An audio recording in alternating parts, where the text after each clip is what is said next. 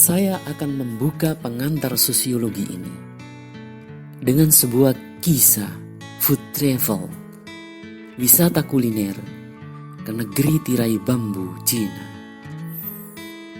Negara dengan cacat jiwa terbesar di dunia. Lupakan saja dengan menu kelelawar yang menjadi heboh dunia karena menyebarkan wabah yang membuat negara-negara di dunia menjadi bulan-bulanan virus yang teridentifikasi di ujung tahun 2019 sehingga dinamakan COVID-19. Cerita ini untuk menguji apa yang Anda anggap normal atau biasa-biasa aja menjadi berantakan dalam budaya lain. Dikisahkan oleh seorang guru besar Inggris yang bernama Maxine Kingston 1975 yang orang tuanya dibesarkan di Tiongkok. Kamu tahu apa yang dimakan di Tiongkok bila mereka punya uang? Tanya ibuku. Mereka mengadakan pesta kera. Mereka yang makan diduduk sekeliling suatu meja tebal yang berlubang tengahnya. Anak-anak laki-laki membawa kera di ujung sebuah tongkat. Lehernya diikat kalung di ujung tongkat. Dan kera tersebut berteriak-teriak. Tangannya diikat di belakangnya. Mereka menjepit kera di meja. Seluruh meja menjadi kalung lain di lehernya. Dengan menggunakan gergaji ahli bedah, juru masak memotong suatu garis melingkar di bagian atas kepalanya. Untuk melonggarkan tengkoraknya, mereka memukul beberapa bagian kepala kera tersebut dengan sebuah palu kecil dan mencongkelnya dengan suatu alat pencongkel perak. Kemudian seorang wanita lanjut usia menarik rambut monyet tersebut dan mengangkat tutup tengkoraknya. Mereka yang makan mengambil otaknya dengan sendok.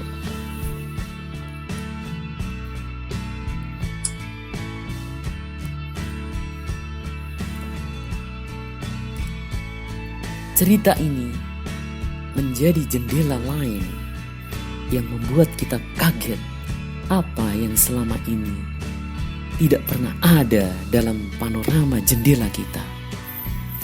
Pengalaman yang menjijikkan bagi kita, tapi sebuah pengalaman mengesankan sekaligus mewah bagi budaya nun jauh di sana. Dalam rimba sosiologi, Anda akan menjumpai diri Anda terjebur di dalam glamornya budaya K-pop. Pertempuran berkepanjangan di Timur Tengah, atau merasakan brutalnya pengusiran etnis Rohingya di Myanmar. Anda juga timbul tenggelam dalam pertunjukan Paris Fashion Week. Atau mungkin menyusup dalam kerumunan pencopet jalanan. Namun, Anda juga akan menjumpai diri Anda memandang dunia Anda sendiri dari sudut pandang lain. Dikala Anda memandang dunia lain atau dunia Anda sendiri, maka perspektif sosiologis memungkinkan Anda untuk memperoleh pandangan baru mengenai kehidupan sosial. Bahkan inilah yang menjadi daya tarik sosiologi bagi banyak orang. Pandangan sosiologis telah menjadi kekuatan pendorong dalam hidup saya sendiri. Sejak mengambil mata kuliah pengantar sosiologi, saya telah terpesona dengan perspektif yang ditawarkan sosiologi. Saya benar-benar menikmati pengamatan terhadap kelompok lain serta mempertanyakan asumsi saya sendiri mengenai kehidupan. Saya sungguh-sungguh berharap hal yang sama akan Anda alami.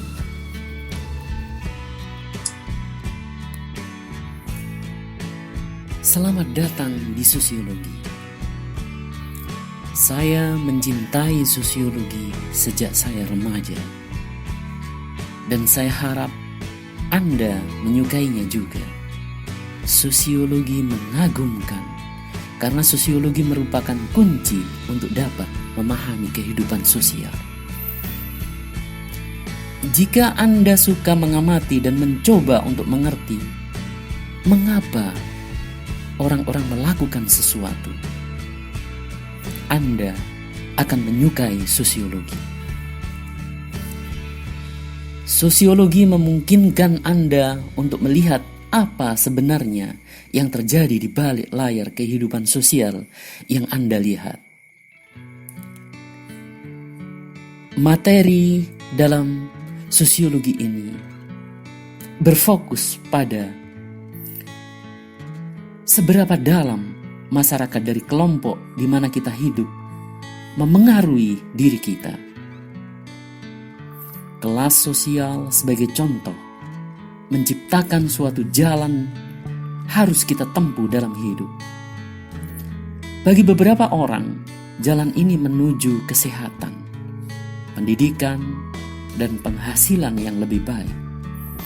Akan tetapi, bagi orang lain, jalan ini mengarahkan mereka kepada kemiskinan, kegagalan dalam pendidikan, dan bahkan pada risiko gangguan kesehatan yang lebih tinggi. Jalan yang diciptakan oleh kelas sosial ini sangat penting dalam mempengaruhi peluang kita untuk mencapai hari ulang tahun kita yang pertama, atau peluang kita untuk mendapatkan masalah dengan polisi. Jalan ini bahkan memengaruhi bagaimana kehidupan pernikahan kita akan berjalan, jumlah anak yang akan kita miliki, dan apakah kita akan pernah memegang buku sosiologi. Ketika saya menjalani hari pertama kuliah saya di sosiologi, saya sangat terkejut melihat betapa menakjubkan kehidupan saya telah dipengaruhi oleh pengaruh-pengaruh sosial yang lebih besar ini. Telah membuka mata saya dan membuat saya dapat melihat sebuah dunia yang baru, dunia yang sangat menarik untuk dijelajahi. Saya harap Anda juga akan dapat menikmati pengalaman ini.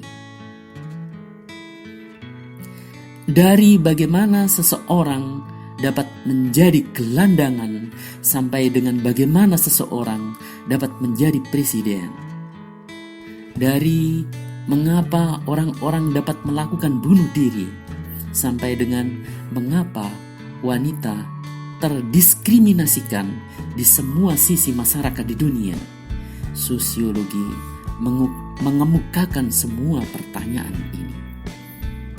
Masyarakat yang luas inilah yang membuat sosiologi begitu menarik.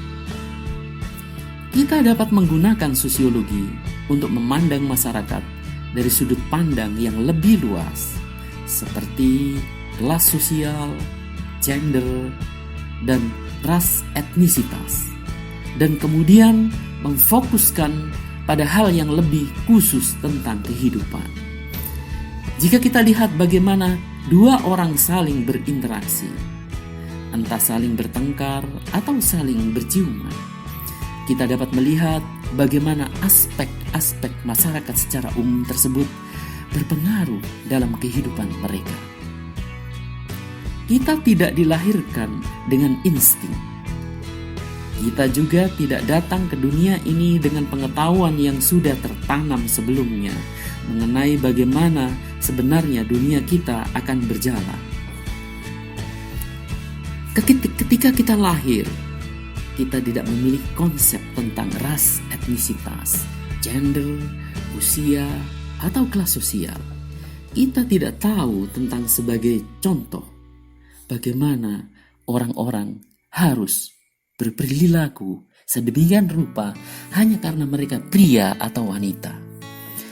Namun pada akhirnya kita mempelajari semua itu seiring dengan perkembangan kita. Sebagaimana kita semakin masuk ke dalam pengaruh keluarga, teman, dan institusi dalam masyarakat kita, mencari tahu jawaban dari bagaimana dan mengapa semua yang terjadi di diri kita dan masyarakat terjadi juga merupakan sisi yang membuat sosiologi begitu menarik. Salah satu hal yang membuat sosiologi begitu menarik ialah ketika kita mempelajari kehidupan dan suatu kelompok dapat dianggap sebagai definisi dari sosiologi. Baik kelompok tersebut merupakan kelompok yang terletak nun jauh di sana atau kelompok yang terletak di gang sebelah rumah kita. Kita akan selalu mendapatkan pencerahan mengenai diri kita sendiri dengan melihat bagaimana kebudayaan mereka mempengaruhi diri mereka. Kita dapat melihat bagaimana kebudayaan kita mempengaruhi diri kita sendiri.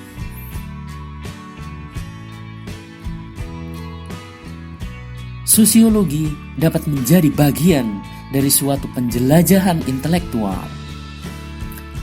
Sosiologi dapat melihat dunia sosial Anda dari sudut pandang yang baru dan dalam prosesnya membantu Anda memahami masyarakat dan diri Anda sendiri.